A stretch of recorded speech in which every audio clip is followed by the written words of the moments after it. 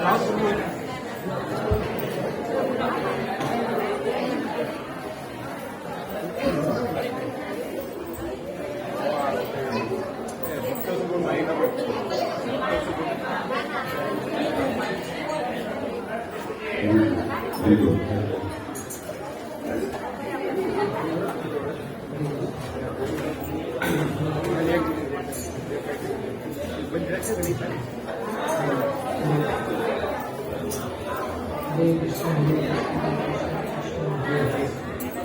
Ram, Hare Ram, Hare Hare. Shri Shri Radha गिरिधरी भगवान की, जगन्नाथ बलभद्र सुभद्रा महारानी की, ओंकार की, श्रील प्रभुपाद की, भागवत कथा महामहोत्सव की।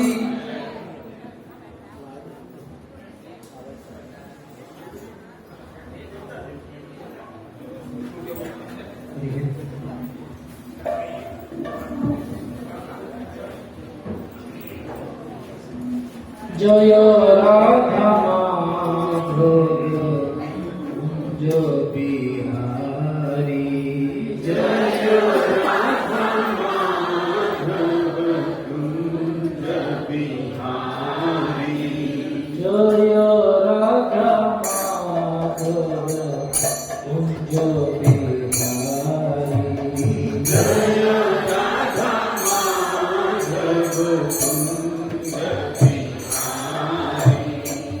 जय राधा माधव कुंज बिहारी, जय राधा माधव कुंज बिहारी, जय राधा माधव कुंज हरे राम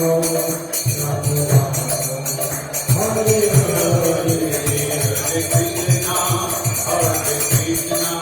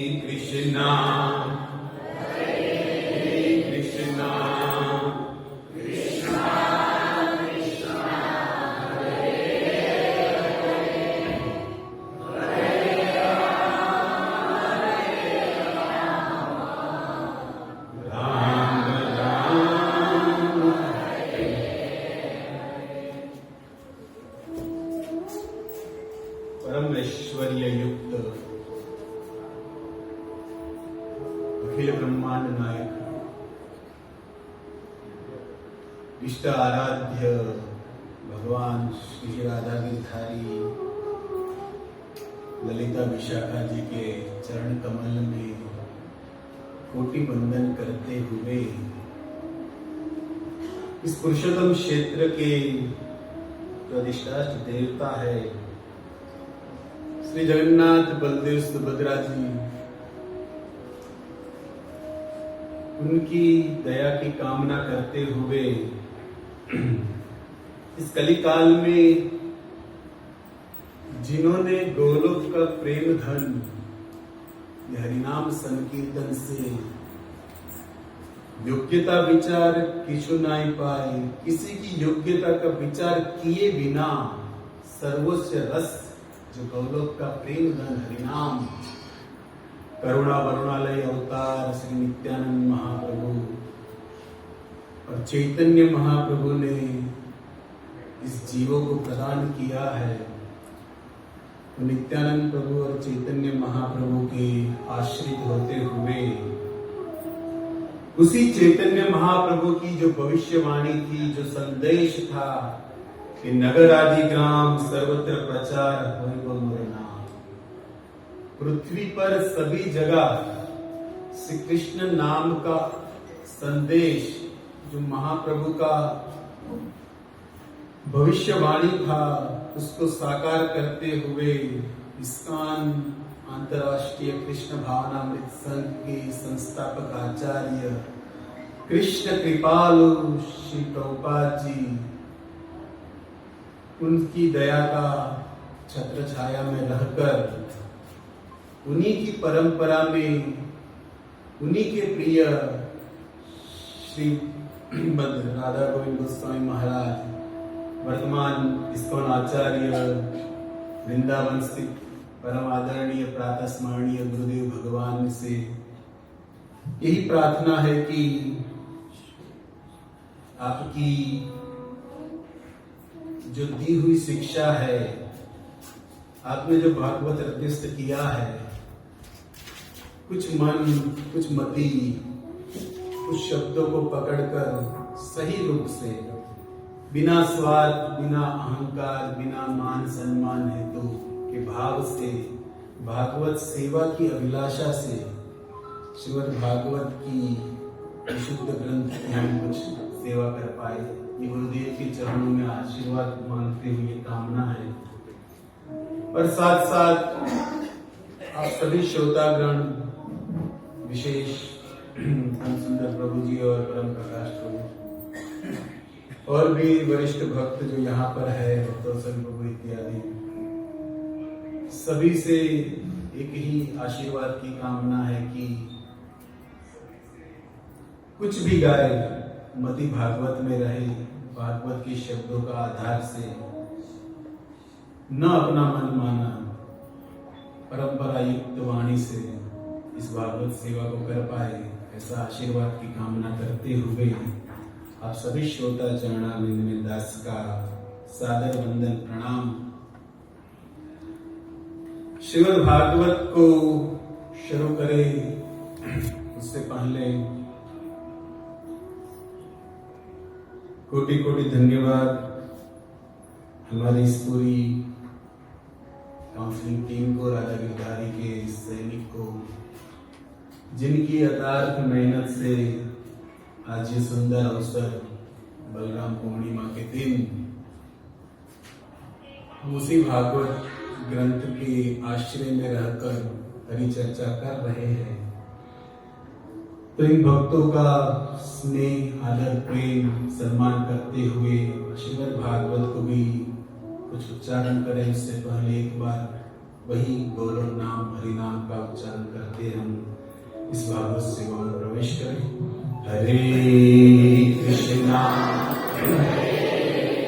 कृष्णा हरे हरे हरे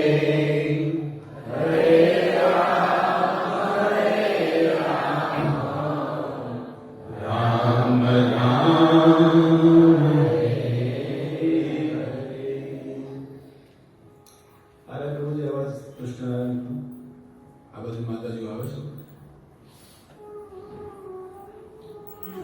तो देखिए, हम सबका परम सौभाग्य है कि हम श्रीमद् भागवत के रस को सुनने के लिए इकट्ठा हुए हैं। इस जगत के अंदर भगवान की कई प्रतिमाएं हैं, कई मूर्तियां हैं, अलग अलग धातु की, मिट्टी की, लकड़े की, जिसके अंदर मूर्ति बनाने के बाद उसमें मंत्रों से भागवत मंत्रों के द्वारा उसके अंदर प्राण को प्रतिष्ठ करना पड़ता है, जिन्हें આપણે डीडी इंस्टॉलमेंट इत्यादि प्राण प्रतिष्ठा विग्रह जिन्हें कहिए। तो प्रतिमा भगवान की बनती है, उसके अंदर आचार्य ब्राह्मणों द्वारा मंत्रोच्चार से भगवान को स्थापित करना पड़ता है। लेकिन ये वेदव्यास जी ने एक ऐसा विग्रह बनाया है जिसको हम शब्दावतार के रूप में देखते हैं। ये भागवत क्या है? वही भगवान की प्रतिमा है, वही भगवान की मूर्ति है। भागवत और भगवान में न अंतर, साक्षात शब्द अवतार भगवान का जो ये विग्रह है वेदव्यास जी ने बनाया है, रचा उसको है। और प्राण प्रतिष्ठा स्वयं भगवान इस भागवत के अंदर उद्धव जी के सामने देखते हुए भागवत प्रविष्ट हो गए। अतः इस एक एक श्लोक के अंदर ब्रह्म छुपाया है, छुपा हुआ है। और सुखदेव गोस्वामी ने इस रसों का, इस श्लोकों का मंथन करते हुए इस शब्द अवतार से उस ब्रह्म को हृदय के अंदर स्थापित कर जीव को शुद्ध भक्ति गान करने का, पान करने का अवसर इस जगत के अंदर दिया है। इदम भागवत नाम पुराण ब्रह्म सहितम उत्तम श्लोक चरित चकार भवान ऋषि। ये भागवत जो है समस्त वैदिक ज्ञान इतिहास का परिपक्व फल है और साथ साथ भगवान का शब्द अवतार है। उसी वेदव्यास जी ने कौशिक संहिता में इस भागवत भगवान के विग्रह का वर्णन करते हुए लिखा है कि पादो तु प्रथम स्कंध द्वितीयो जानुनी श्रुत तृतीय संस्थनी शेष चतुर्थ कटिरुष्यते नाभितु पंचम विधा हृदय षष्टम ईरित सप्तमस्तु उर प्रोक्त अष्टम कंठरुष्यते स्कंदस्तु नवम स्कंध दशम मुख भीरित कर्णास्य नासिका युक्त सर्वार्थ पुरित एकादश स्त्रुमांग द्वादश ब्रह्म स्कंध। तेने वांगमय मूर्ति साक्षात ब्रह्म एव है।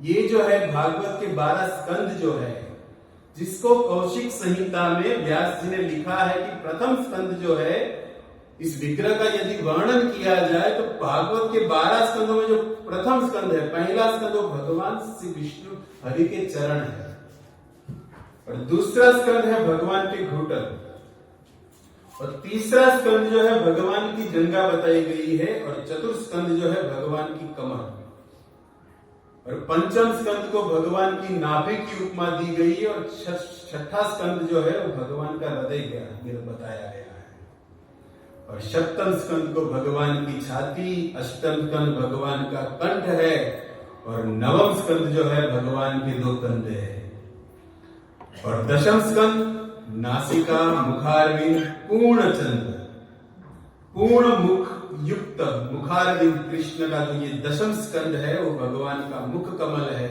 और सौभाग्य से हम यहाँ पर भगवान की बाल चरित्र गा रहे हैं, मतलब भगवान के मुख कमल का दर्शन करने वाले। दशम स्कंद भगवान के मुख कमल का वर्णन है और एकादश भगवान के ललाट कपाल बताया गया है और द्वादश ब्रह्म सर, ये सर जो है वो ये भगवत भगवान का सर है। इस तरह 12 स्कंदों में वेदव्यास जी ने इस भागवत भगवान की रचना की है, इस भागवत भगवान की मूर्ति बनाई है। हरि शब्द अनेका अर्थ दुहि मुख्यतम सर्व अमंगल हरे प्रेम दिया हरे मन। हरि शब्द के अनेक अर्थ है, लेकिन शास्त्र में महाप्रभु कहते हैं कि हरि शब्द के अनेक अर्थ दो मुख्य है, जिसमें पहला है कि सर्व अमंगल हरे। हमारे जो त्रिताप है, ये जीव के जितने भी अमंगल है, उसको ये हरि का नाम, हरि शब्द हर लेता है। और साथ साथ प्रेम दिया हरे मन, साथ साथ अपना प्रेम देकर उस जीवात्मा के अमंगल को तो हर लेता है, लेकिन साथ साथ उसको अपना प्रेम देकर भगवान उसे अपना मानकर उसको स्वीकार कर लेते हैं। और ये भागवत शृण्वताम स्वकथा कृष्ण पुण्य श्रवण कीर्तनम हृदयास्ति अभद्रान। हमारे भीतर जितने भी अभद्र है, काम क्रोध लोभ ईर्ष्या जो भी है, इसको क्या होता है? सर्व अमंगल हरि। भागवत को सुनने पर हमारे ये जितने भी अमंगल है वो विघ्नोती एकदम साफ हो जाते हैं और मन जो है निर्मल हो जाता है। और ऐसा निर्मल मन जब इस भागवत को सुनता है, गाता है, समझता है, तब कृष्ण हृदयस्थ, भगवान जो है हृदय के अंदर बंध जाते हैं। कहीं कहीं विधि है भगवान को प्राप्त करने की, लेकिन सबसे सरल विधि यदि कोई है तो उस हरि को हृदय में है, उसको बुलाना, उसको जगाने की विधि है कि उसके नाम का, उसकी लीला का कीर्तन श्रवण करना, जिससे हरि हृदय में आकर बैठते हैं और साथ साथ हृदय में नाचते भी हैं। और हमारे कृष्ण को नाचने का बड़ा शौक है। कहीं भी हो, ब्रज की यमुना पुलिन तट पर भी हो, गोपियों के बीच में हो, नाचने वाले ठाकुर है। और ऐसे नाचते हैं कि गोपियों के बीच यमुना पुलिन तट पर तो नाचना संभव है, लेकिन कालिए की फैन पर भी ये नाचने वाले हैं। उसी तरह हमारे मन के अंदर भी कई प्रकार के विष पड़े हैं, अनेक जन्मों से। जिस जन्म से हमारे अंदर इतने विष पड़े हैं, जिससे उस भगवान के स्वरूप को हम नहीं समझ पाते हैं, भगवान को देखते हुए भी भगवान से दूर है, भगवान को जानते हुए भी उनका वर्णन नहीं कर पाते, भगवान को सुनते हुए भी उसका पालन नहीं कर पाते। क्यों?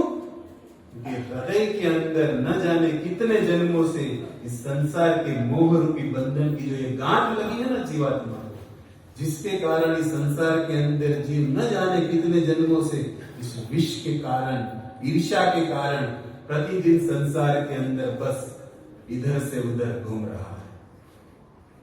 पर ऐसे जन्मों के कारण घूमने से जो संसार के भीतर ऐसी जो अज्ञान की गांठ है, उसको तोड़ने वाला ये ग्रंथ है ज्ञान प्रकाश विधि। भागवत क्या है? भागवत के अंदर 4 शब्द युक्त है, भगवत। उसके आगे श्रीमद। श्री अर्थात सौभाग्य युक्त, श्री अर्थात सौंदर्य, श्री अर्थात ब्रज के संतों ने तो सीधा श्री शब्द का अर्थ किया है हमारे श्री जी श्रीमती राधा रानी को। मद अर्थात सीधा है मन मना भव मद भक्तो मेरा, मद मतलब मेरा। तो श्री मतलब राधा कह रहे हैं कि मेरा।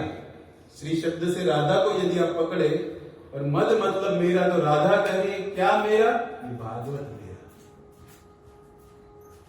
अलग अलग व्याख्या है राजा रानी भागवत को क्यों मेरा कह रही है, क्योंकि भागवत के अंदर है क्या? उसी भगवान की नाम रूप लीला गुण की तो चर्चा है।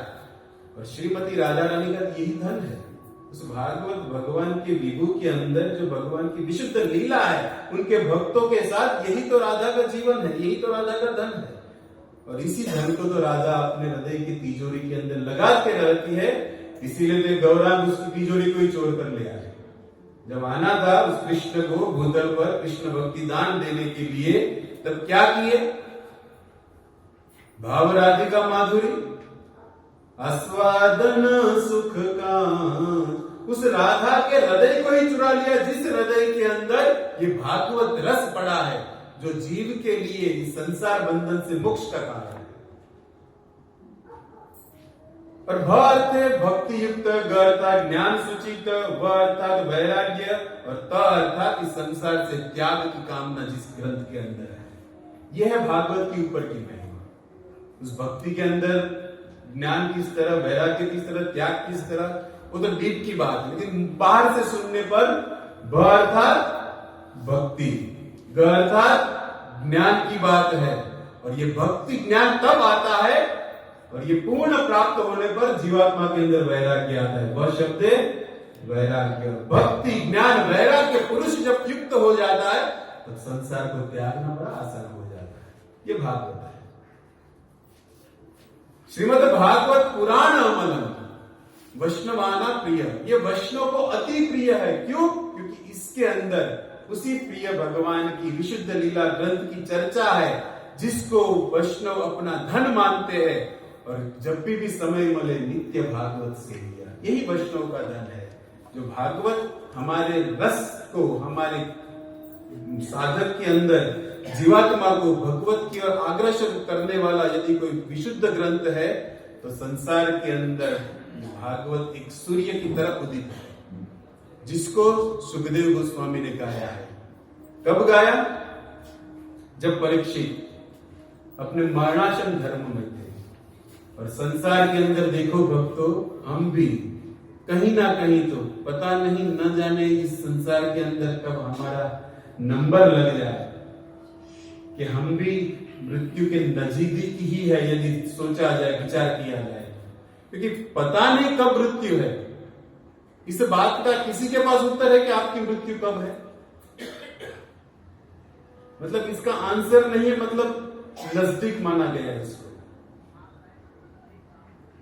सबसे बड़ा कर्तव्य है जीव का कि इस नजदीक आने वाले मृत्यु को यदि महोत्सव बनाना है, पितामह भीष्म ने बनाया है, तो क्या करना होगा? इस भागवत ग्रंथ का आश्रय लेकर इसको प्रतिदिन सुनना होगा। जो इस्कॉन अंतर्राष्ट्रीय कृष्ण भावनामृत संघ श्री प्रभुपाद ने इस जगत के जीवों को यह विधि दी है। आप इस्कॉन के कोई भी सेंटर में जाओ, प्रतिदिन सुबह में मंगला आरती, दर्शन, जप इत्यादि होने के बाद, श्रृंगार भगवान का दर्शन करने के बाद जीवात्मा को श्रीमद् भागवत रस से अवगत कराया जाता है। प्रतिदिन भागवत को गाया जाता है इस्कॉन के प्रति सेंटरों में। और उसी भगवान की दिव्य वाणी भगवत गीता को शाम के समय, संध्या के समय प्रत्येक मंदिर में ये विधि है भक्ति, जो श्री प्रभुपाद ने स्थापितम ये न भूतले, इस भूतल पर स्थापित किया है। संसार के अंदर हम कितना सुनते हैं, न सुनने योग्य बात है, और उसको सुनकर ही मन उस पर विचरण में लगता है। इसीलिए प्रभुपाद जी ने सुबह सुबह में ऐसी विधि दी है कि आप भागवत के विचारों को, भागवत का गान कर भागवत को सुनकर आप इस संसार के अंदर कहीं भी घूमो, कृष्ण लीला युक्त हृदय यदि आपके साथ है तो संसार की जो माया है वो हमसे कोटि गुना दूर है।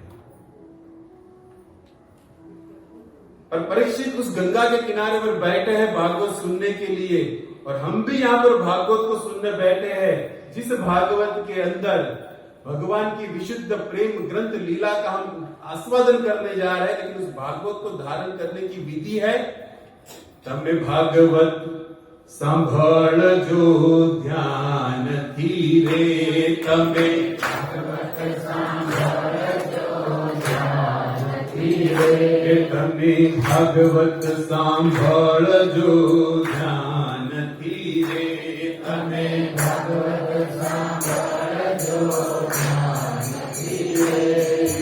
भूतो से नो महिमाय माला माला,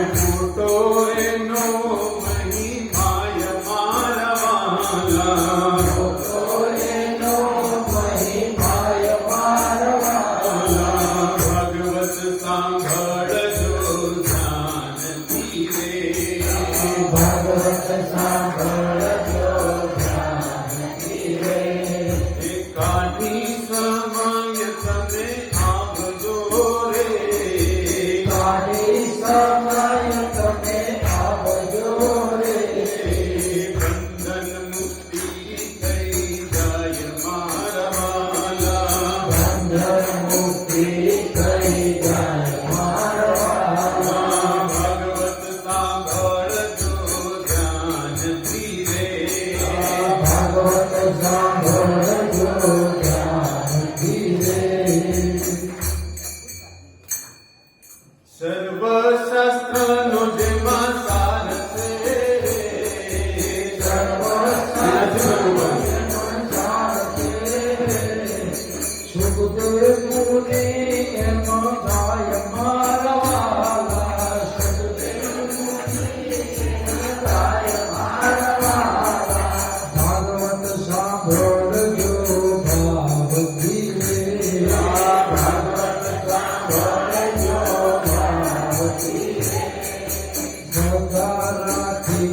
જે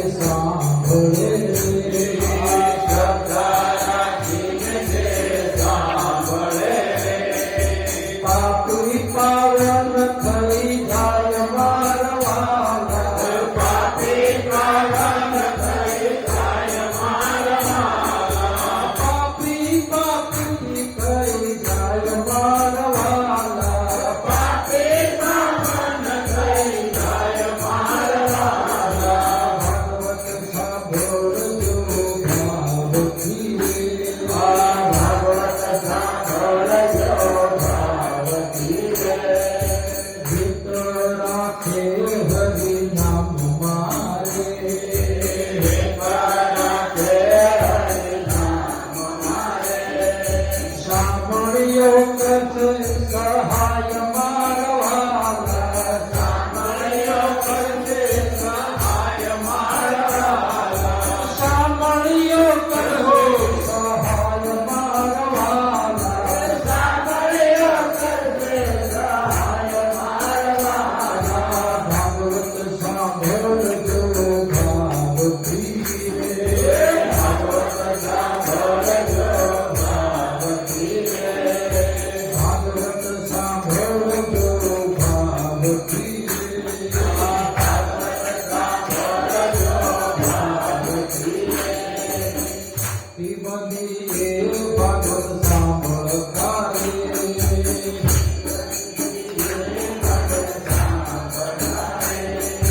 કથામૃત શ્રવણ ભજ મારવાલા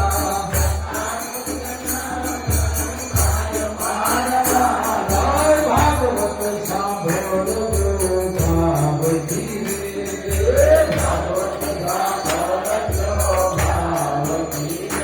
निबंध ये भागवत आत्म नाम सदा कथामृत श्रवण कुटेतु संधि।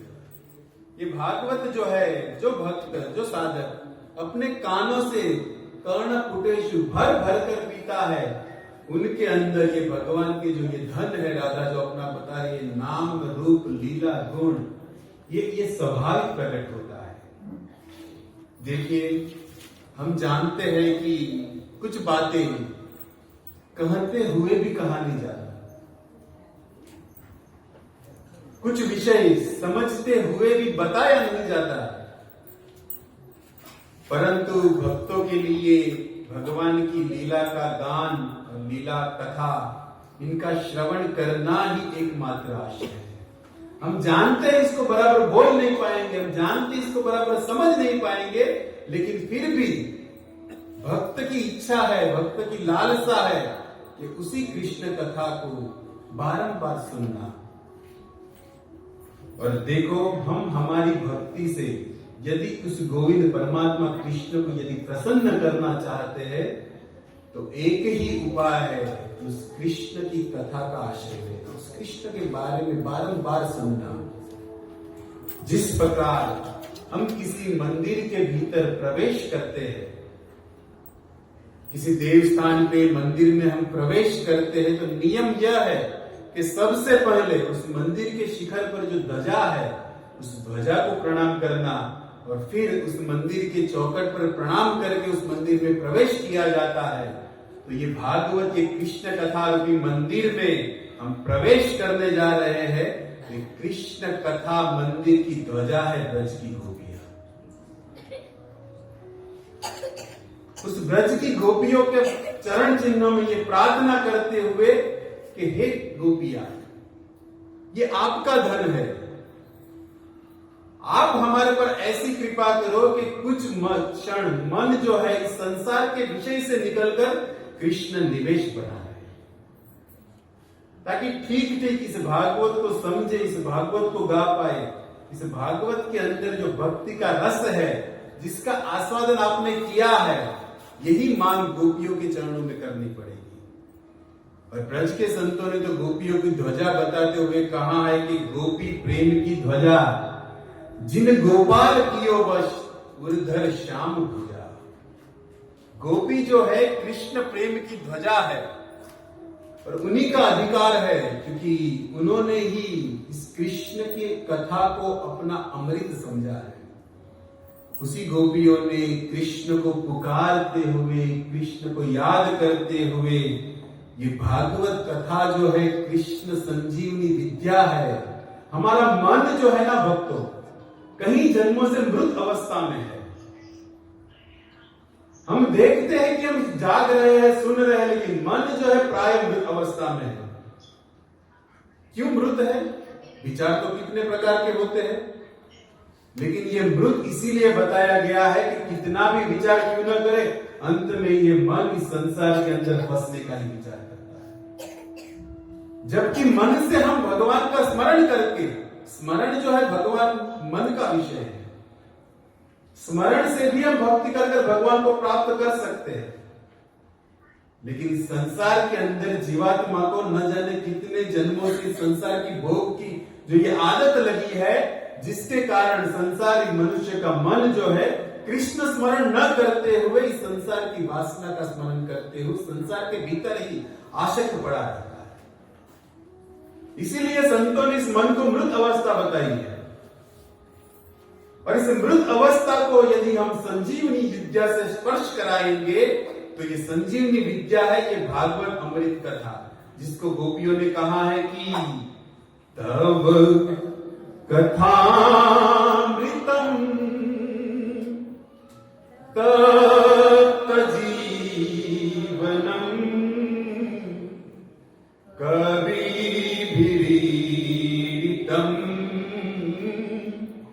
कल्मषापहम् श्रवणमङ्गलम् श्रीमदाततम् भुवि गृह्णन्ति ते भूरिदा जना। ये विधि है। हमारा जो मृत मन है, उसको गोपियों ने जो अमृत बताया है, ये अमृत का यदि पान करा ले इस मन को, तब इस मन के अंदर स्मरण करते हुए मन प्राय जागकर कृष्ण निवेश हो सकता है। और इसी मन से हम यहाँ पर बैठकर भगवान के दिव्य जन्मोत्सव को मनाने बैठे हैं, जिसका आधार है उसी भागवत भगवान की विशुद्ध दशम स्कंद की भगवान की बात है, जो हमारे मृत मन को भगवान की ओर अग्रसर होकर अमृत का स्पर्श करा के संजीवनी प्राप्त कराएगा। और ये भागवत की विधि सुनने की चैतन्य महाप्रभु प्रयाग तट पर रूप गोस्वामी को शिक्षा देते हुए कहते हैं कि हे रूप, प्रभु कहे सुन रूप भक्तिर लक्षण, सूत्र रूपे कहीं विस्तार न जाए वर्णन। उस प्रयागराज के तट पर गंगा यमुना त्रिवेणी जहां पर है, उस संगम के तट पर बिंदु माधव जहां विराजते हैं, वहां आश्रित होकर चैतन्य महाप्रभु रूप गोस्वामी को भक्ति के कुछ लक्षण बताते हैं। और लक्षण बताते हुए कहा कि तो बहुत बड़ा विस्तार है भक्ति लक्षण का, कितना कहूं, इसका विस्तार इतना हो नहीं सकता। सूत्र रूपे कहीं, मैं तुम्हें सूत्र के रूप में रूप इसको समझा रहा। पारावार शून्य गंभीर भक्ति रस सिंधु, तुम्हार चाखते तार एक बिंदु। चैतन्य महाप्रभु कहते ये भक्ति रस का जो लक्षण है वो बहुत बड़ा समुद्र है। कल्पना कहूं तुम्हें, एक काम करो, तुम्हें एक बिंदु का इसका आस्वादन कराता हूं। चाखा इते तुम्हार, गंभीर होकर इस बिंदु को चखो। और चैतन्य महाप्रभु के दिव्य उपदेश को ये रूप गोस्वामी ने उस बिंदु के रूप में ऐसा चखा और गंभीरता से अपने जीवन में ऐसा पालन किया कि रूप गोस्वामी ने उस सूत्र लक्षण के बिंदु को हृदयस्थ कर इस जगत के जीवों को भक्ति रसामु सिंधु प्रदान कर दिया। कहीं कहीं ग्रंथ किए रूप गोस्वामी ने, लेकिन साधक के अंदर, भजन के अंदर जो लहरी है, जो रस है, जिस रस से भगवान के साथ हम हमारा संबंध स्थापित कर हमारे मन को कृष्ण निवेश कर सकते हैं, ये रूप गोस्वामी ने भक्ति रसामु सिंधु का एक दरिया बना दिया।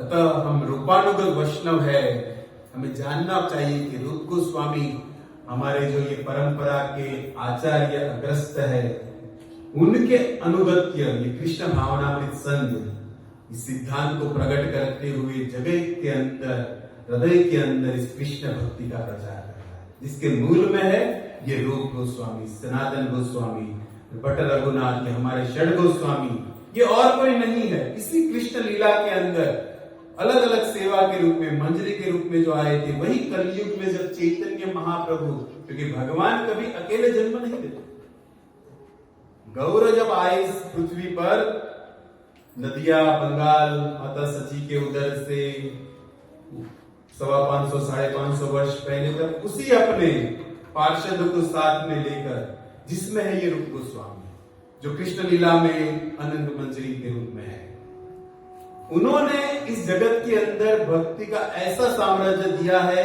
जो रसिक है, जिसका हृदय भक्ति से भरा है, वो इस ग्रंथों का आस्वादन कर पाए।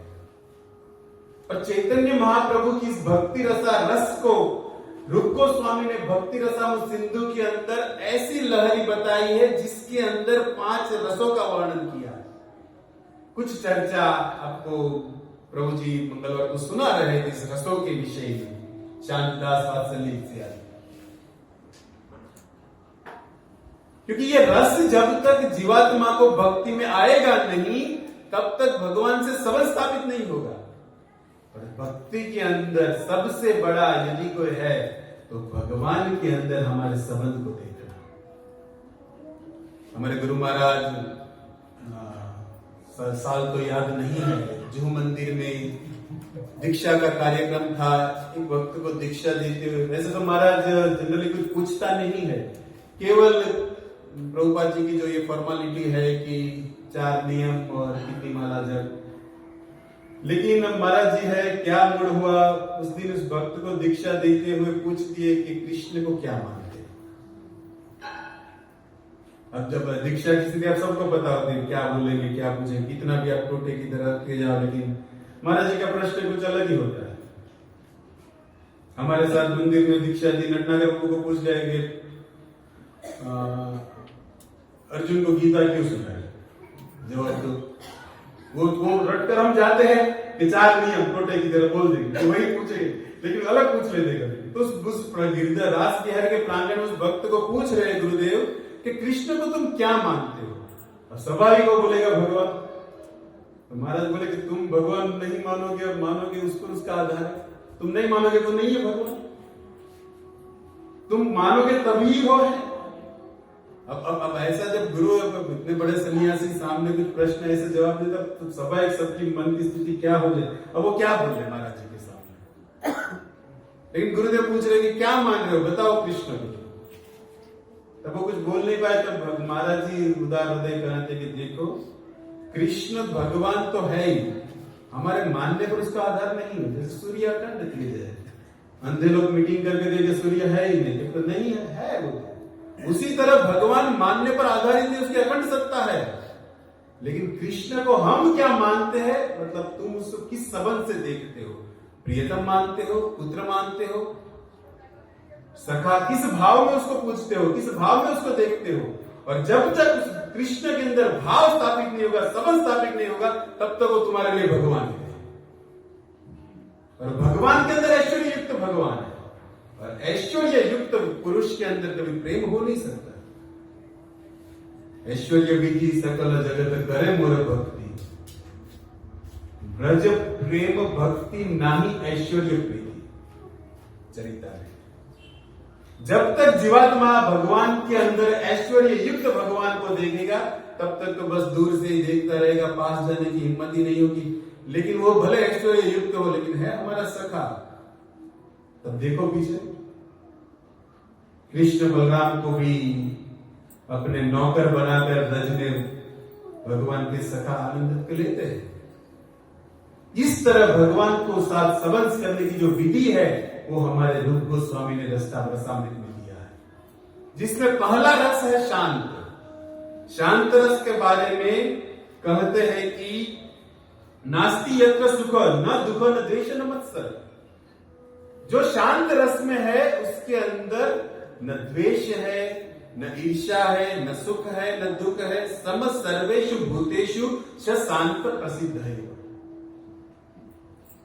शांत रस वाला जो हृदय है, जो रस में है, वो संसार के अंदर सभी को समभाव से ही देखता है, न सुख में, न दुख में, न ईर्ष्या, न क्रोध। और उसके ऊपर है वात्सल्य वाला, माधुर्य वाला, साख्य वाला। ये सब रसों की बात आप शांत जानते हो, लेकिन देखो अभी उत्सव चल रहा है, कौन सा? झूला। सावन का महीना, घटाए घन घोर, कदम की डाली झूला, झूले राधा नंद किशोर। नहीं गाना है, राग अलग है, याद नहीं कौन सा राग वाला है, शोर। लेकिन यहां पर क्या है? राधा नंद किशोर, नंद किशोर झूल रहे हैं। अब ये झूला जो है, झूला कब पड़ा, कैसे पड़ा? श्रीधाम वृंदावन के अंदर बड़ा ही पवित्र प्रसंग है ये झूला। आप झूला झूला कर आए? नहीं गए होंगे, 4 दिन से तो झूला रहे हो। लेकिन चलो आज भगवान को हम यहां बैठे बैठे झूला दे, उसी गिरधारी को हृदय में बिठाकर झुलाते हैं। भगवान को झूला झुलाने के 4 प्रकार है। आप ऐश्वर्य भाव से भी झुला सकते हो, वात्सल्य रस से भी उसको झुला सकते हो, साख्य रस से भी उसको झुला सकते हो, और सबसे उत्तम श्रृंगार माधुर्य रस युक्त उसको झुला सकते हो।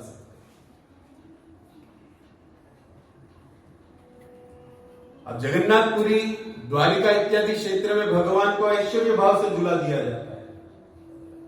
अब श्रीधाम वृंदावन के अंदर जाओ तो भगवान के जो बाल मित्र है साख्य, भगवान जब ब्रज वृंदावन के अंदर गौचारण के लिए जाते थे, गैया अपनी चरती रहती थी, भगवान के लिए आपको सखा लोग कदम की डाल पर झूला झुलाकर कृष्ण बलराम को बिठाते। ये साख्य भाव है भगवान को झुलाने का।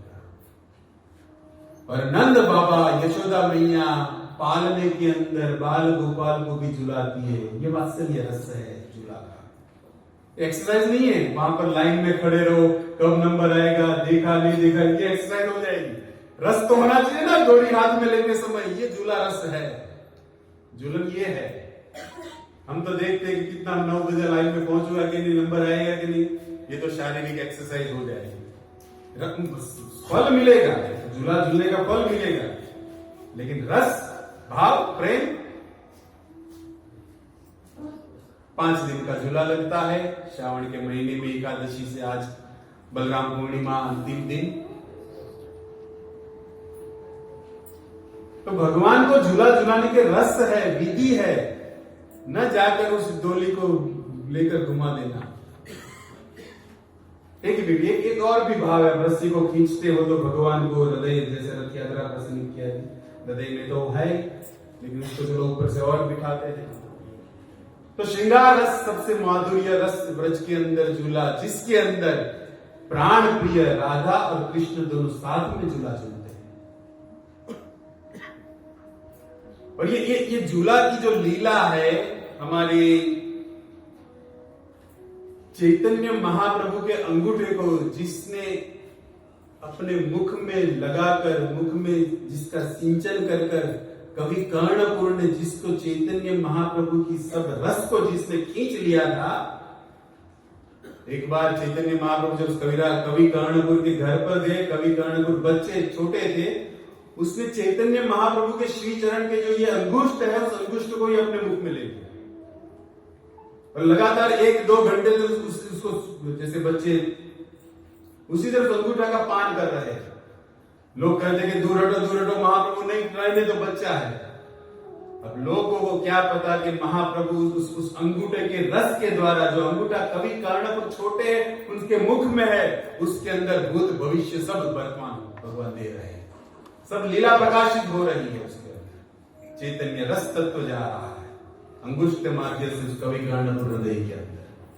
और वही कवि कर्णपुर ने अपने आनंद वृंदावन चंपू के अंदर इस झूला की बड़ी विशेष लीला लिखी है, जिस झूला को हम झुलाते हैं।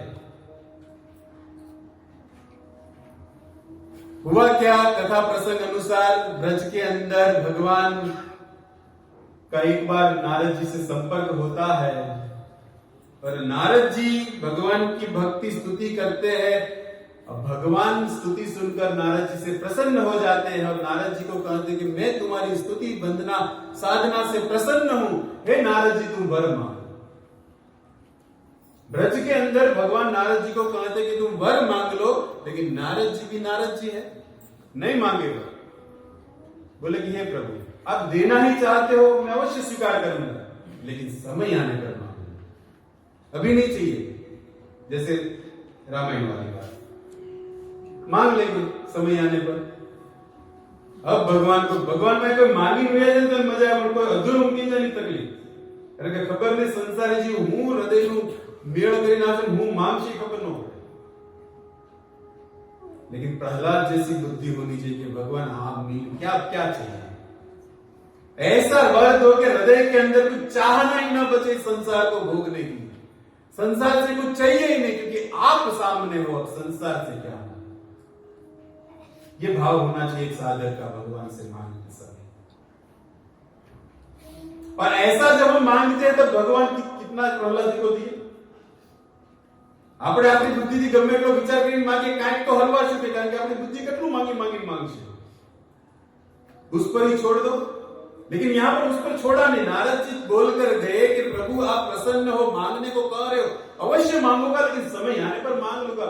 पेंडिंग जो आप लखी राखो पाछला बने नारद ने तुम्हारे एक दीवान बाकी, समय आने पर ले जाश। अब भगवान के मन में प्रश्न कि नारद નું કામ जानते ना सब, झगड़ा लगाने में एक्सपर्ट। शिव ब्रह्मा शिव पार्वती प्रेमी युगल है, प्रेमी है, उनके भीतर भी ये महाराज जाकर लगा दिए थे नारद जी। इसी तरह श्रीधाम वृंदावन के अंदर राधा कृष्ण मिलन, ये जो प्रेम सरोवर इत्यादि ये जो लीलाएं होती थी, जहां भगवान का मिलन राधा से होता है और प्रेम का विचरण जहां पर होता है, ऐसे ही एक बार भगवान अपनी किशोरी राधा जी के साथ नित्य आनंद कर रहे हैं बरसाने के बीच में। उस सांकरिक और इत्यादि में आप सुनिए कि वहां पर जब बैठे हैं ये दोनों एक नए को देख रहे हैं, और उसमें भगवान कह रहे हैं कि नारद से जरा बच के रहना।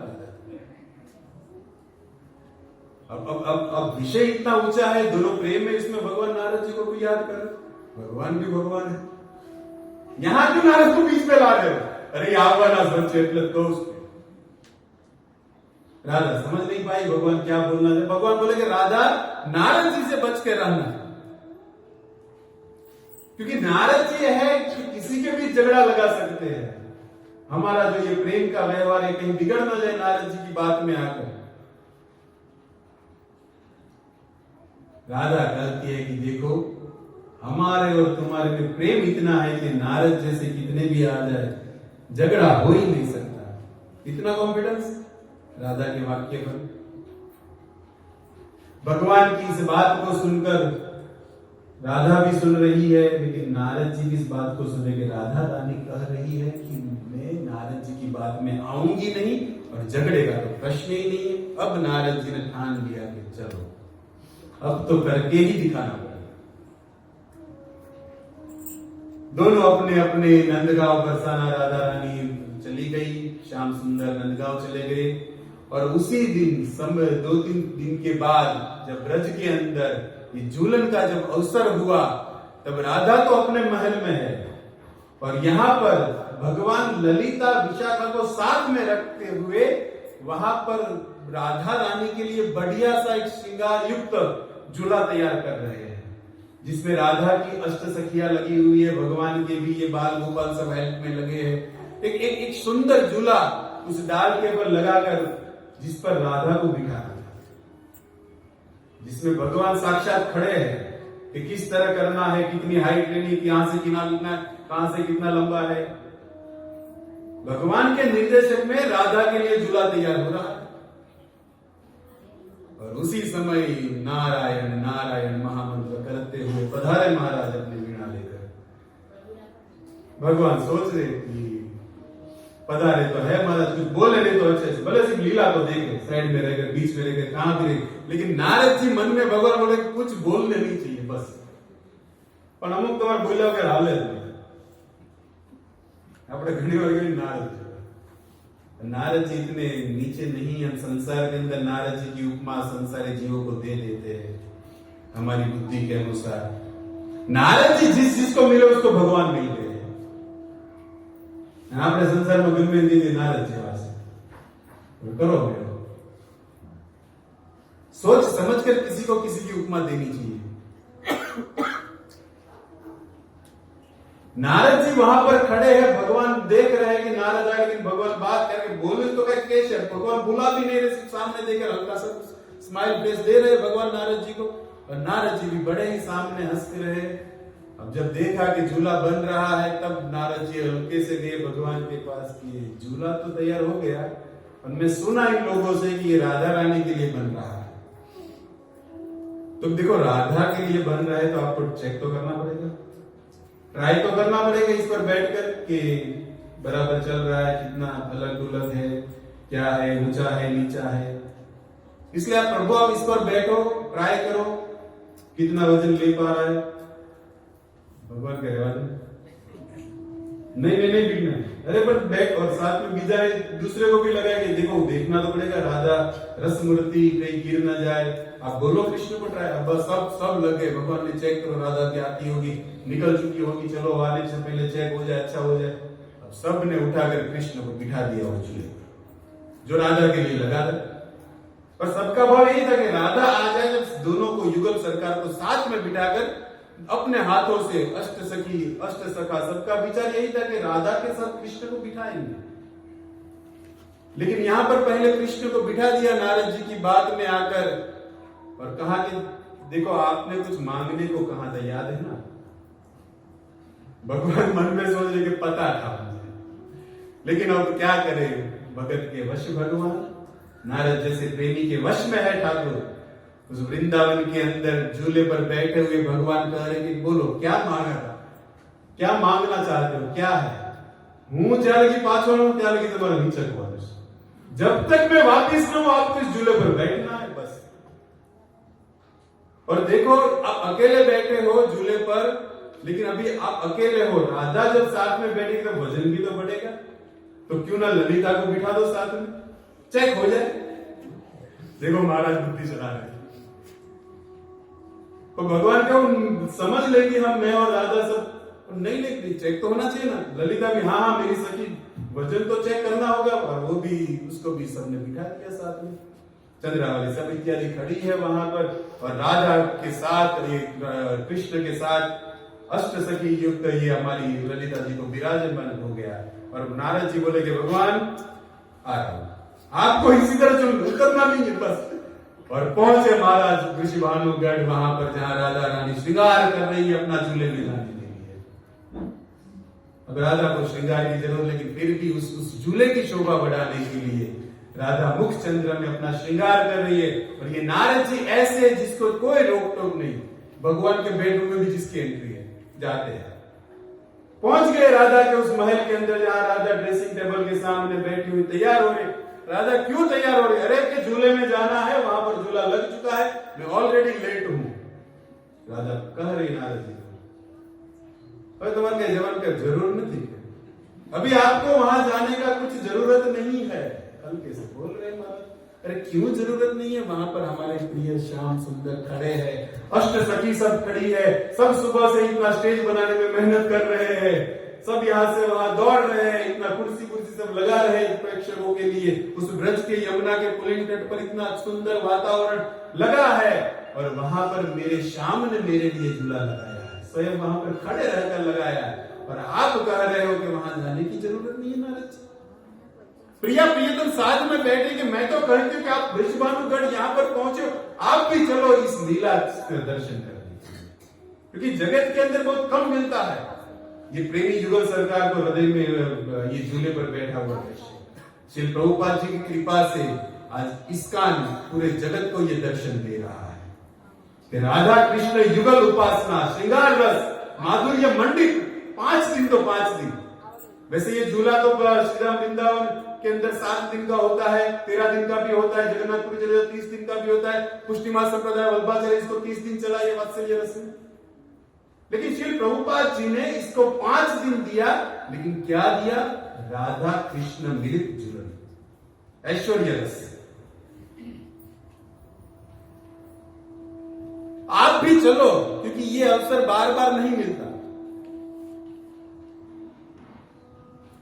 नारद जी के वहां पर जाने की जरूरत ही नहीं है। क्यों जरूरत नहीं है?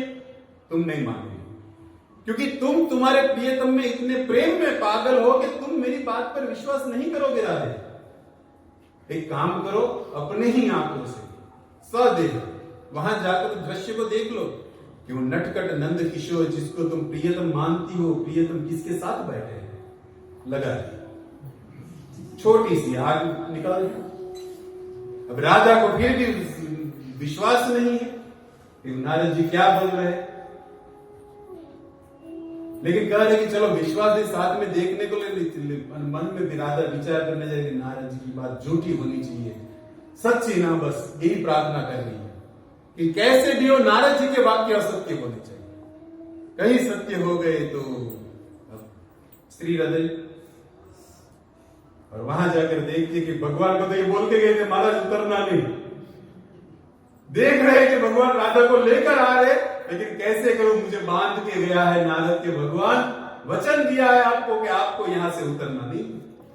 नहीं तो भगवान नारद जो हड़ो एक ठेकड़ो मरी जाएंगे, पर हूं कर बांध दिया है। ये भक्त की ताकत होती है, भगवान को वश में कर लेते हैं। बांध दिया झूले पर, हिलना नहीं है प्रभु आप, भले राधा को साथ में लेकर। एक बात नारद जी का ये भी भाव है कि ये ब्रज के अंदर कब से ये झूला लगा है, ये झूला इतना शोभायमान दिख रहा है, लेकिन इसकी मूल शोभा तो श्रीमती राधा है, उसको लेने के लिए महाराज जा रहे हैं। एक भाव ये भी है झगड़ा लगाने के पीछे, कब तक वो श्रृंगार करती रहेगी? उसका श्रृंगार यही है कि वो श्याम सुंदर के बाजू में बैठ जाए, पूर्ण श्रृंगार रस हो जाएगा झूले। उस झूले की रस को बढ़ाने के लिए भगवान को वहां पर बिठाकर राधा को जल्दी ले। अब राधा को यदि पता चलता कि श्याम सुंदर खड़े हैं नीचे, तब स्त्री कितना तैयार होने में टाइम लगा देती। और श्रृंगार करो, और श्रृंगार करो, ये लगा लो, ये पहन लो, ये चोली अच्छी नहीं, वो लगा लो, ये ज्वेलरी मैचिंग नहीं, वो ब्लाउज, सब होता है क्योंकि प्रियतम के बाजू में जाना है। लेकिन जैसे भगवान को जल्दी मिलाना था, इसलिए नारद जी बता दिए कि तुम्हारी जरूरत नहीं, वहां पर कोई और है। अब क्या कर श्रृंगार, अब सजने का मन ही नहीं है राजा। जिस अवस्था में जैसे श्रृंगार की चल दी नारद जी के साथ उस वन की ओर, और भगवान देख रहे हैं कि राजा के साथ आ रहे हैं, और आते हुए भगवान इधर उधर देख रहे, नारद जी के सामने नहीं देख रहे, कहीं इधर दृष्टि घुमाए, कहीं उधर घुमाए, लेकिन ये महाराज दृष्टि भले न सुनाए, सामने राधा को लेकर आकर खड़ा कर। देखो मैं कहता था ना, झूला तुम्हारे लिए बनाया है, तुम कहती कि सुबह से लेकर शाम होने तक ये यहाँ पर ही खड़े रहे, खड़े नहीं रहे, यहाँ पर बैठे हैं। देखो देखो देखो, कहा तुम्हारे महल में कहती थी कि ये खड़े खड़े झूले पर बैठे, लेकिन तुम्हें दिख रहा है कि बाजू में कौन है? नहीं देखा तो राधा को नहीं दिखता होगा कौन है? भगवान भी इसी बात को अर्जुन को देखो देखो तुम्हारे दादा खड़े हैं कुरुक्षेत्र युद्ध में। अर्जुन नहीं जानते थे, सबन स्थापित, सबन ज्ञान करा है। उसी तरह श्री प्रभुपाद जी ने झूले का अवसर देकर जीवात्मा को भगवान के साथ का संबंध दिया है कि वो भगवान ही है, लेकिन राधा कृष्ण मिलित तनु ऐश्वर्य युक्त से बाहर निकलकर माधुर्य मंडित हृदय के अंदर जो कृष्ण प्रेम का रस प्रकट कराएंगे, ये है संबंध झूले का। वरना तो भगवान के रूप में तो झूलेंगे ही। तो यहां पर भी वो हरे कृष्णा कृष्ण कृष्ण हरे हरे, हरे राम राम राम हरे हरे। यहां पर नारद जी कह रहे कि देखो बैठे नहीं है, तुम्हारे मन में भ्रम था, तुम्हारे मन के अंदर ये ख्याल था कि श्याम सुंदर खड़े हैं, देखो यहाँ पर विशाखा के साथ झूल रहे हैं। और जैसे ही राधा तो देख ही रही थी, लेकिन जब सुना तब देखना, और देखो कुछ बातें ऐसी होती हम सुनते हैं तब और ध्यान से देखते हैं, देख तो रहे लेकिन सुनने पर उस पर मन और जाता है।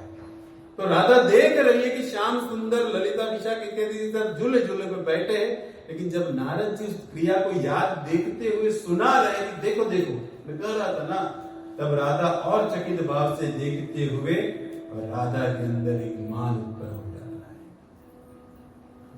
अब राधा का मान मतलब कृष्ण के लिए एक बहुत बड़ी समस्या है।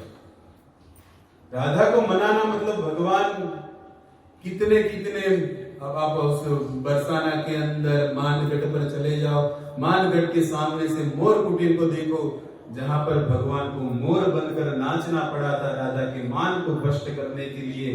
भगवान को कितना कितना कार्य करना पड़ा है। तो राधा को मान हो गया, चली गई वहां से, भगवान वहां पर झूले पर है। लेकिन उसी भगवान ने राधा को फिर से मनाकर बोलने में भी इससे कौन चतुर।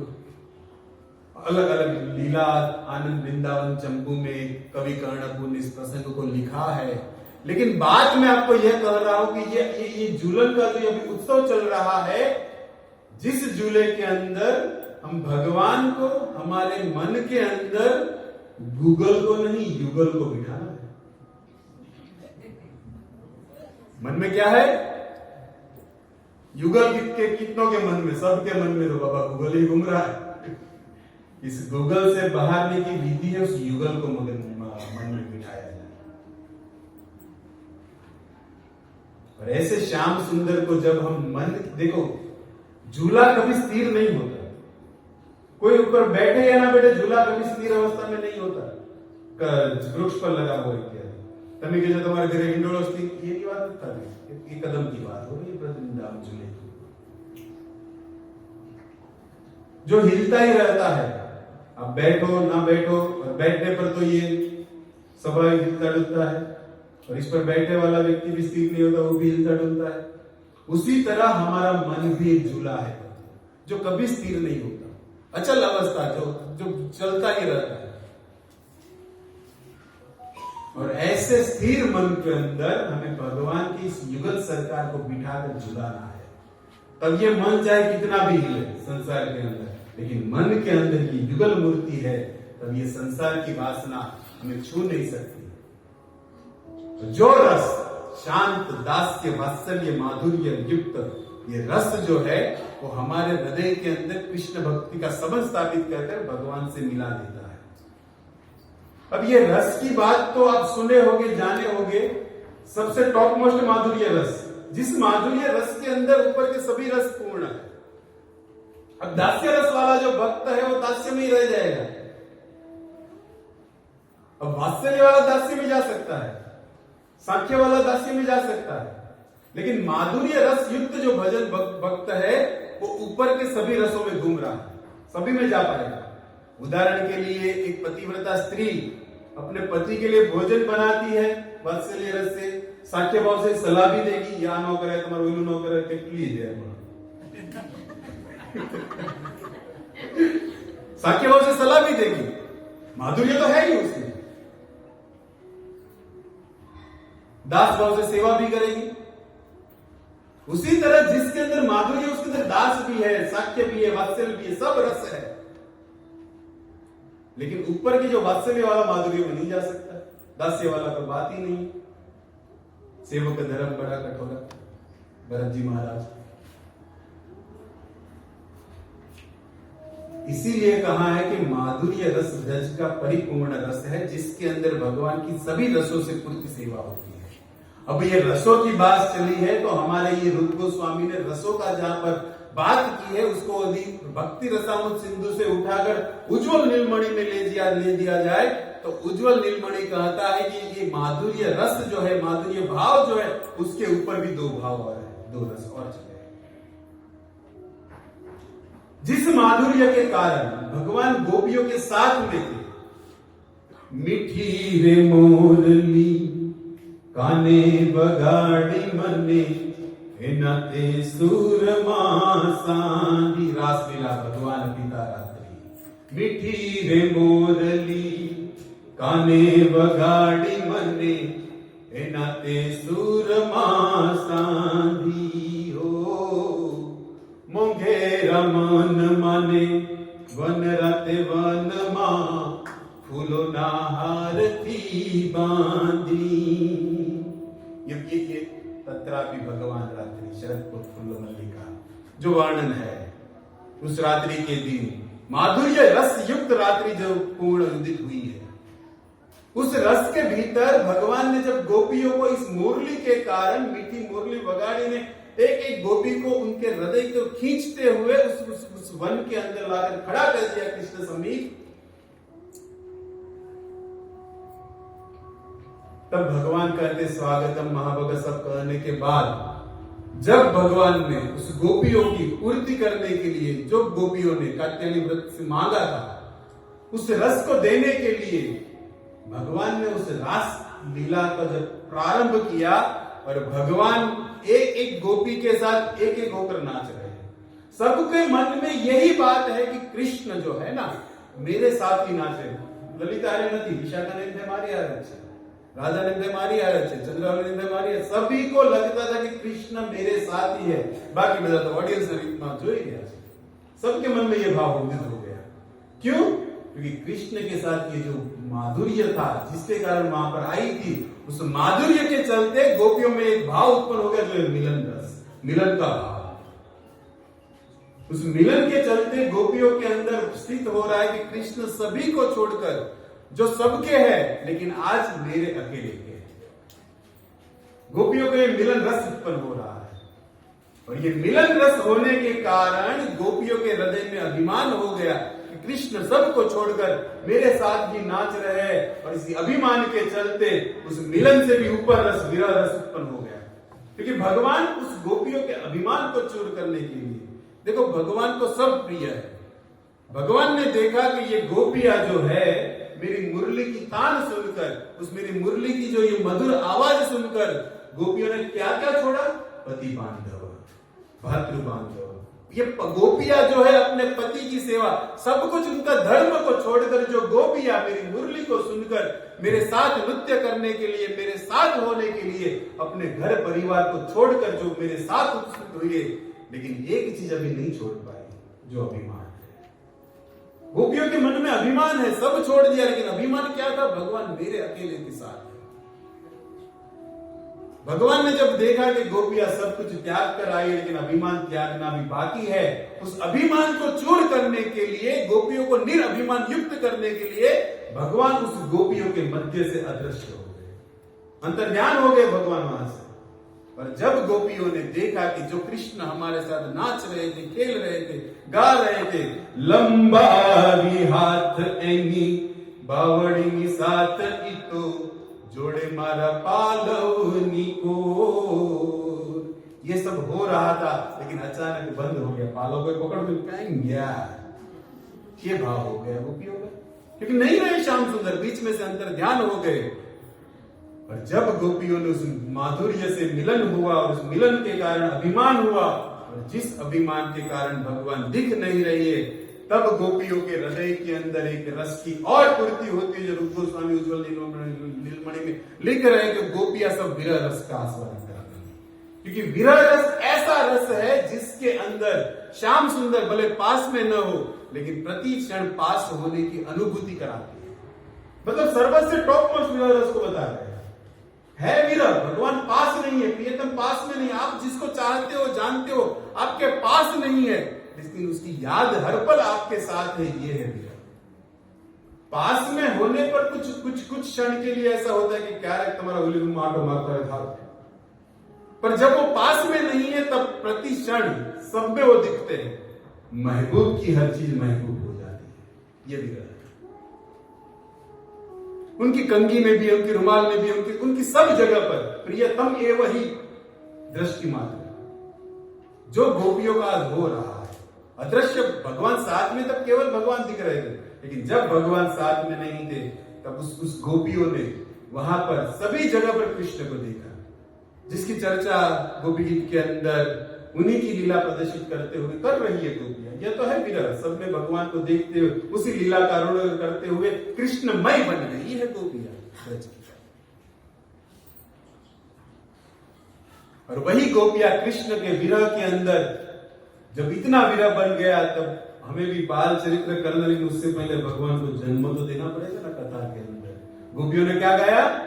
श्री गोपिया उचहु जयति तेधिकम् जन्मना ब्रज श्रयत इंदिरा शश्वतत्रही दयति दृश्यता दीक्षुतावका स्तवैद्रिता सम स्तं विचिन्तये। गोपियां भगवान के विरह में उसी भगवान के जन्म को याद कर रही है कि हे भगवान, आपने इस ब्रज में जन्म लेकर इस पृथ्वी को, इस ब्रज भूमि को मधुराति मधुर मंगलमय बना दिया है। अलग विषय है गोपी गीत, लेकिन इस बाल चरित्र के अंदर भी गोपियों ने उस विरह गीत में याद किया है विष जलात प्रयाग, जिसमें भगवान की बाल लीला का ही वर्णन गोपियों ने किया है। तो भगवान ब्रज के अंदर गोपियां कह रही कि आपने जन्म लिया, मतलब आपका जन्म इस ब्रज को सार्थक कर रहा है, ब्रज भूमि धन्य हो रही है। और भगवान ब्रज में जन्म लेकर किए क्या? तब 12 स्कंद में कहते हैं कि अत्रावर्तिनो भगवान कृष्णाख्यो जगदीश्वर वसुदेव गृहे जन्म ततो वृद्धि गोकुल। भगवान वसुदेव के गृह जन्म लिए और बड़े गोकुल में हुए, गोकुल में जिनकी वृद्धि हुई। भगवान अभितारत्री, उसके बाद भगवान को जन्म देते हुए ब्रज के अंदर पहुंचा रहे हैं और कहते हैं कि गोकुल में जिसकी वृद्धि हुई है। क्या किए गोकुल में आकर? तस्य कर्माण पाराणि कीर्तिनास्य सुरतिश पूतनासु यवपान शक्तोचात्तन शिशु तृणाव्रतस्य निश्येष्य देवबकस्त्वत्तो अगासुरवधोदात्रा वत्सपालन गहनम् धेनुकास्य सह भात्रो प्रलम्बस्य च सर्वश गोपानां च परित्राण दावाग्ने परिसर्पण दमनं कालियास्य हेमहैनानन्द मोक्षण व्रत चर्चा तु कन्यानां यत्र तुष्टो अवृतवृते प्रसादो यज्ञ पत्नीभ्यो विप्रणासानुतापयन् गोवर्धनो धारण च चक्रस्य सुरभेरत यज्ञभिषेक कृष्णस्य सेविकीडा च रात्रिषु शंखचूडस्य दुर्बुद्धे विद्युरिष्टकेशित। हो गया बात चरित्र, सभी का भगवान ने वर्णन कर दिया। क्योंकि इस तरह होती है कथाएं। हमारे गुरु महाराज ने एक एक श्लोक पर एक एक दिन निकाला है। ये तो ऊपर की बात हुई कि बाल चरित्र को हम सुनने बैठे तो भगवान ने किया कि आप गोकुल में जाकर तस्य कर्माणि पारा, भगवान ने वहां जाकर पूतना को किस तरह मारा, किस तरह बकासुर को पकड़ा, किस तरह अगासुर के अंदर गए, किस तरह गोवर्धन को धारण किया, किस तरह उत्कल बंधन को किए, ये सब इस श्लोकों में 12 स्कंद के अंदर। आप नीचे से दूसरे अध्याय में जाओ, वहां पर ये बात है 12 स्कंद के अंदर। तो इस तरह भगवान गोकुल के अंदर बड़े हुए। लेकिन देखो, भगवान के जन्म के कई कारण है। भगवान ब्रज में जन्म लिए, जन्म के लिए भगवान के कई कारण है। गीता जिसको कहते जन्म कर्म चमे दिव्यम एवं योगे की तत्वता, मेरा जन्म भी दिव्य है, कर्म भी दिव्य है। और उसके बाहर के कारण दिखाते परित्राणाय साधुना बिना चाहे दृष्टिता धर्म संस्था, ये सब भगवान के बाह्य कारण है। जन्म लेने के कारण में अंतर्गत कारण बताया गया है कि अनुग्रहाय भक्तानां मानुष देहमास्तितं भजते तादृशी क्रीडा या श्रुत्वा भवतो भवे। भगवान का ये बाहरी कारण है कि संतों की रक्षा करना, वो तो भगवान अपनी इच्छा से भी कर सकते हैं। लेकिन भगवान नर लीला इसीलिए करते हैं कि ऐसे जन्म लेकर ऐसे दिव्य कर्म करे उस नर मनुष्य रूप के अंदर, जिसको सुनकर अनुग्रहाय भक्तानां, भगवान के ऐसे ऐसे दिव्य कलापों को सुनकर जीवात्मा का भवबंधन समाप्त हो जाए। जो अनादिकाल से जीव इस जगत के अंदर घूम रहा है, इस जीवात्मा इस कृष्ण कथा रूपी में जब प्रवेश करेगा, जो भगवान ने जन्म लेकर ऐसी लीला की है, इसका पान करने पर मनुष्य का इस भव संसार बंद हो जाए। इसीलिए भगवान इस जगत के अंदर मनुष्य रूप में लीला करते हैं। और भगवान ने जिस भूमि पर ये लीला की है, देखो भगवान ने अपने जीवन में कहीं कहीं लीला की है भगवान से, लेकिन सबसे मधुर अति जीवात्मा को मन को आकृष्ट करने वाली भगवान की ब्रज लीला है वृंदावन के अंदर। क्यों? क्योंकि वहां पर भगवान ने अपनी भगवत्ता दिखाई नहीं। खेल खेल में सबको मार दिया, खेल में आनंद में माखन चोर इत्यादि। कितना भी भगवान अपना ऐश्वर्य बताए, लेकिन भगवान को ब्रज के सका भगवान मानते ही नहीं। वात्सल्य रस वाले भगवान को भगवान मानते ही नहीं। तो ऐश्वर्य जब मथुरा में गए तब भगवत्ता कुछ हुई। तो भगवान जब उद्धव जी को भेजे उस ब्रज के अंदर गोपियों के लिए संदेश लेकर, तब एक प्रश्न बनता है कि भगवान उसी ब्रज से तो आए हैं, गोकुल से, तो खुद क्यों नहीं जा रहे? उद्धव को क्यों भेजे? उनका ब्रज है, वहां पर उनके ही लोग हैं, उनके नंद है, उनके बाल बाल सब उनके हैं, सब उनके परिचित हैं, फिर भी भगवान खुद क्यों नहीं जा रहे ब्रज के अंदर? अच्छा, खुद नहीं गए चलो, लेकिन ब्रजवासी को बुला लेते, यमुना बीच में है, या वो जाते या उन लोगों को बुला लेते, क्यों नहीं कर रहे? यही कारण था कि ब्रज के अंदर जो है साख्य भाव वाले हैं, वात्सल्य भाव वाले हैं। वहां पर भी सखा है, मथुरा में भी सखा है, लेकिन मथुरा में जो सखा है वो ऐश्वर्य युक्त सखा है, और ब्रज के अंदर जो सखा है गोकुल इत्यादि में, वो भगवान के वात्सल्य रस वाले, साख्य रस वाले, आनंद रस वाले हैं। ये भाव का जो मिश्रण न हो जाए, इसलिए भगवान खुद नहीं जा रहे, न उनको बुला रहे। क्योंकि भगवान यदि मथुरा से वापिस जाते तो मथुरा में जो फ्रेंड सर्कल बने थे वो भी साथ में जाते, और ये दोनों परस्पर जब सखा मिलते तब ये वात्सल्य वाले, ये साख्य आनंद अलग था, ये ऐश्वर्य वाले सखा। भाव के अंदर रस की पूर्ति न विशेष भगवान, इसलिए उनको नहीं गए और उद्धव जी को भेजे।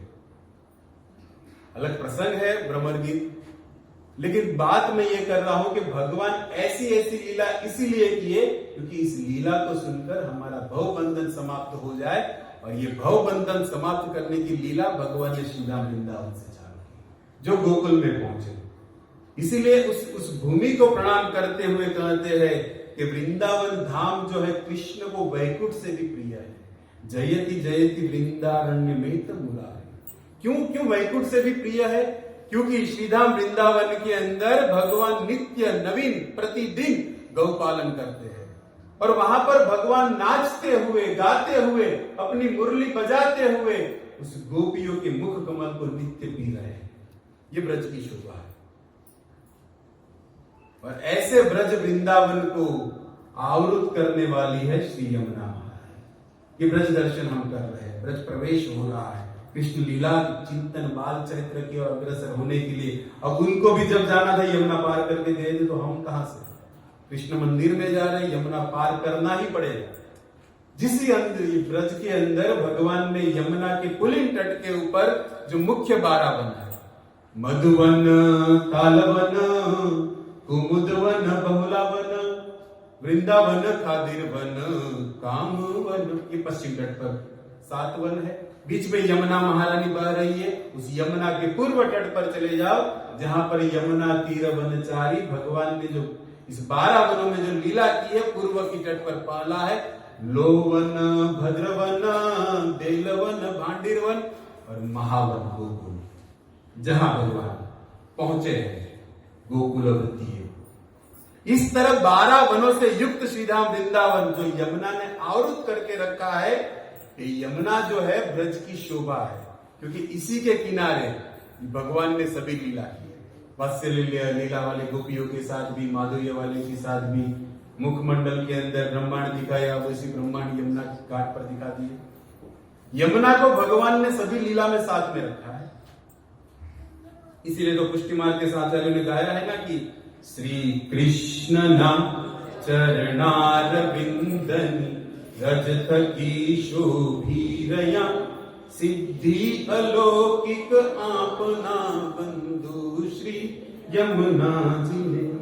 बड़ा ही सुंदर भाव है उस यमुना जी के, यमुना को भाव लिखते हुए उल्बाचार्य ने लिखा है। लेकिन मैं यमुना जी को इसलिए याद कर रहा हूं क्योंकि आज के दिन महाकवि जयदेव गोस्वामी ने भी बलराम जी को याद करते हुए यमुना को याद किया। बलराम पूर्णिमा की क्या बोले जयदेव महाकवि? वहसी वपूसी विशदे वसनम जलदाभम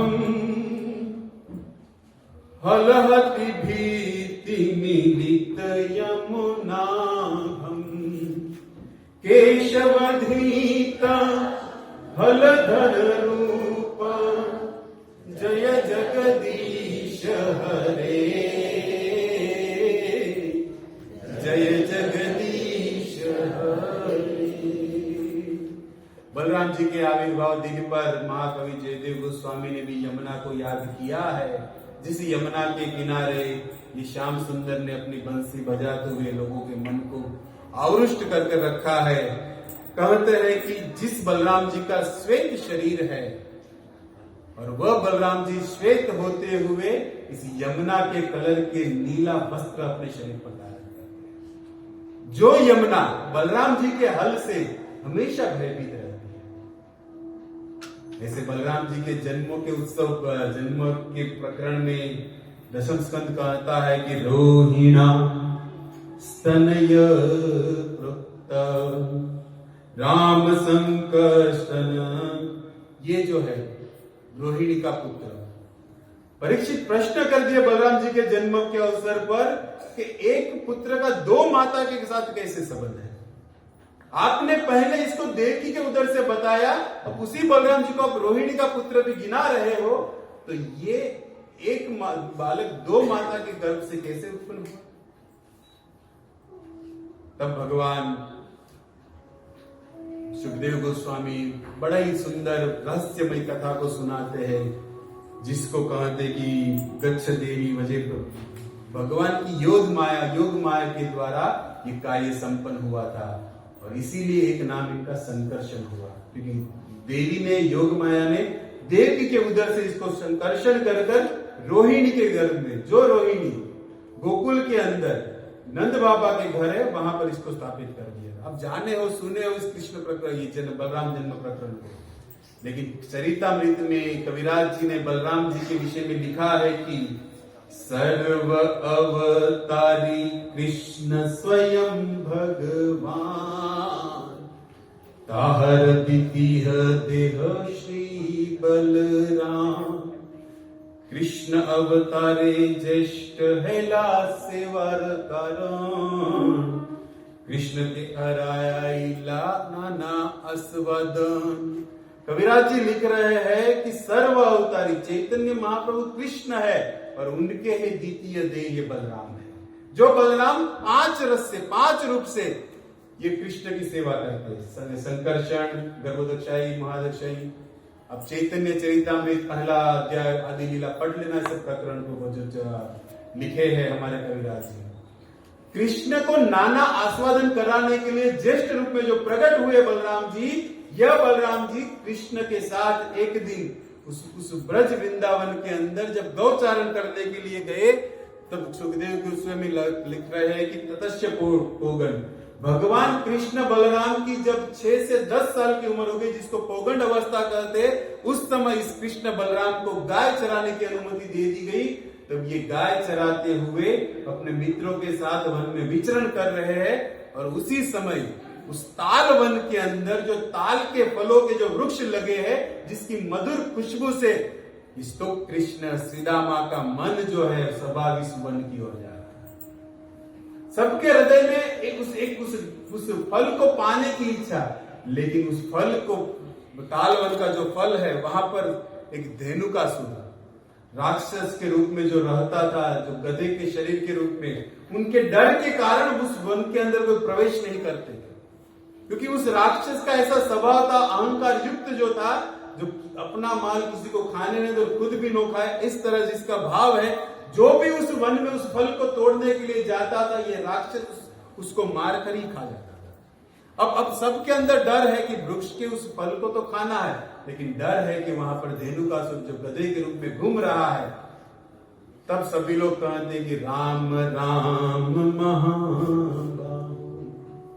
हे कृष्ण बलराम आप कृपा करो कि वो जो फल की जो लालसा लगी है, अब कृष्ण सबके फल को पूर्ण करने वाले, सबको फल प्रदान करने वाले हैं। और आज उनके मित्र, उनके साथ खेलने वाले बाल बाल कुछ फल मांग रहे हैं। और क्या मांग रहे कि उस ताल वृक्ष के अंदर जो मीठे पके हुए मधुर ताल की वन की जो फल की खुशबू यहां तक आ रहे, बस कृष्ण उसको पान करने की इच्छा है। और अपने मित्रों के इस फल की पुष्टि करने के लिए सबसे पहले उस वन के अंदर प्रवेश करते हैं। बल प्रविश्य बाहुभ्य तालान सम, ये बलराम जी कृष्ण को भी साइड में रखकर सबसे पहले अपने मित्रों की बात को सुनकर उस फल को तोड़ने के लिए उस वन के अंदर, जो तालवन यमुना के किनारे, आप सीधा वृंदावन की ये ब्रज 84 परिक्रमा शुरू करो तो पहला है मधुवन, दूसरा ही आता है तालवन। दूसरा वन जो है तालवन, उस वन के अंदर बलराम जी अकेले प्रवेश कर दिए। और प्रवेश करके क्या किया बलराम जी ने? बल तो है ही, बलों के जो अधिष्ठा है, उन्होंने उस ताल वन के वृक्ष को जैसे एक मतवाला हाथी अपने उसी गुड़ में उस वृक्ष को बलराम जी अपने हाथों से हिला रहे, मानो एक भूकंप जैसा वातावरण उत्पन्न हो गया। और गधे के रूप में रहने वाला वो धेनुकासुर भागते हुए दौड़ते हुए आकर बलराम जी के समीप खड़ा रहा। जब देखा कि बलराम जी इतने बड़े बड़े वृक्षों को गिरा रहे हैं, मीठे मीठे मधुर फल नीचे गिर रहे हैं, और धेनुकासुर गधे के रूप में है, बलराम जी के चारों ओर दौड़ने लगा, एक आंधी की तरह तूफान मचाने लगा। बलराम जी तो शांत मुद्रा में है, कुछ नहीं, और ऐसे दौड़ते दौड़ते जब खड़ा रहा, और गधे का जो स्वभाव होता है, बलराम जी की छाती की ओर लात मारना जैसा चाहा, बलराम जी ने अपने दाएं हाथ से पकड़ लिया और घुमा घुमा कर इस तरह फेंका ताड़ के वृक्ष के ऊपर, और हवा में घुमाने के कारण ही उसका वहां पर राम नाम सत्य हो गया। मरा हुआ शरीर ताड़ वृक्ष के ऊपर जाकर गिरा। अब बलराम जी जिसको घुमा रहे हैं, और ब्रज में सब ये दोनों भाइयों ने सबको ऐसे ही मारा है, किसको घुमाकर, किसी को दबाकर, न चक्र चलाया ही नहीं। यही तो ब्रज की माधुर्य है, वात्सल्य है, साक्ष्य है। बलराम जी जब इस तरह मार रहे थे और धेनुकासुर मर गया, तब उनके साथ सुखदेव जी लिख रहे कि कहीं और भी मित्र गधे के रूप में रहते थे धेनुकासुर। उसने देखा कि हमारा मित्र को मार रहा है, मर रहा है, सपोर्ट देने के लिए ये वाला होता है, तुम अंदर जाओ बैठो, सुने हमारा मित्र होता, तुम जाओ मैं बैठा ही हूं। संसार में ऐसे मित्र होते हैं, टीपा माया तो तू क्या तो तुझा ऐसे नहीं थे कि गधे भी मित्र धेनुकासुर अच्छा पाले थे, सब आकर खड़े हो गए, और सब आकर खड़े हो गए, कृष्ण भी साथ में पहुंच गए थे तब तक। अब तो कृष्ण ने देखा था कि बड़े भाई ने घुमाया है, अब उसको भी है पकड़े। बलराम जी तो एक्सपर्ट थे ही, कृष्ण को देखकर छोटे दाऊ, कृष्ण दाऊ तो दाऊ, छोटे भी शुभ इस तरह।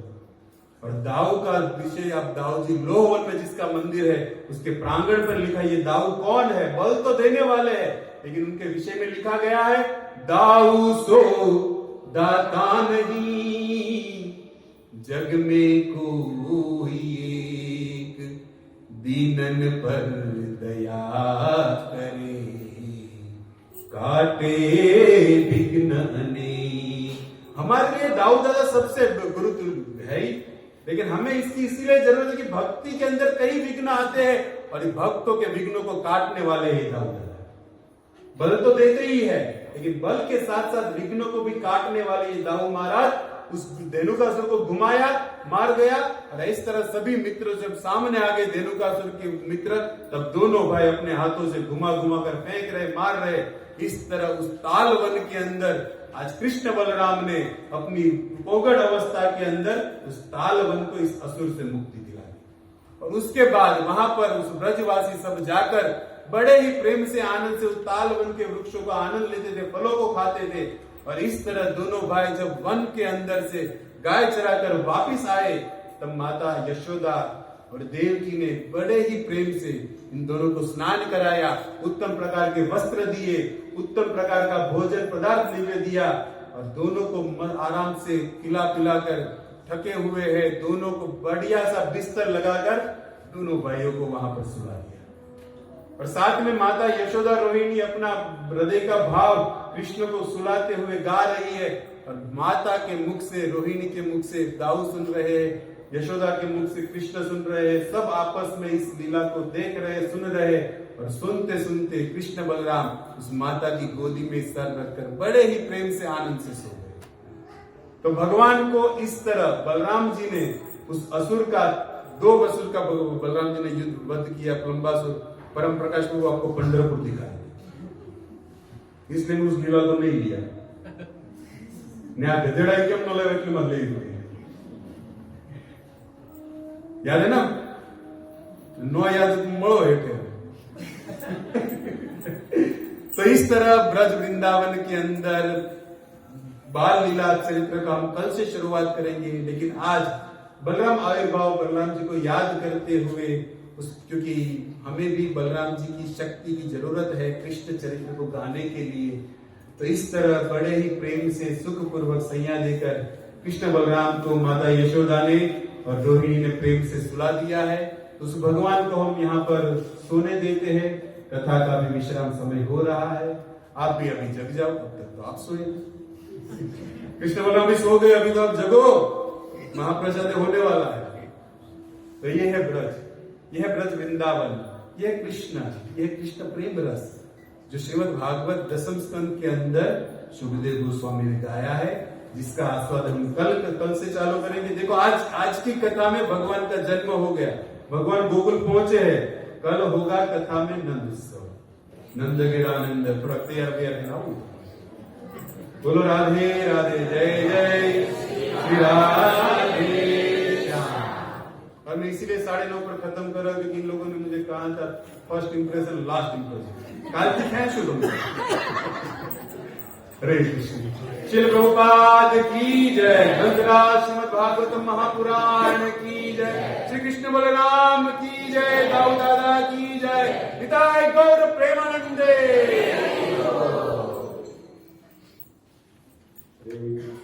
हरे कृष्णा कृष्णा कृष्णा हरे हरे, हरे राम राम राम हरे। तो बहुत धन्यवाद पूज्य नीलम प्रभु। श्रीमद् भागवत का स्वरूप और दुर्गम यात्रा और विशेष आज जो बलराम जी का जन्मदिन है, तो कुछ बलराम जी की लीलाओं का, उसका आविर्भाव का स्मरण चाहिए।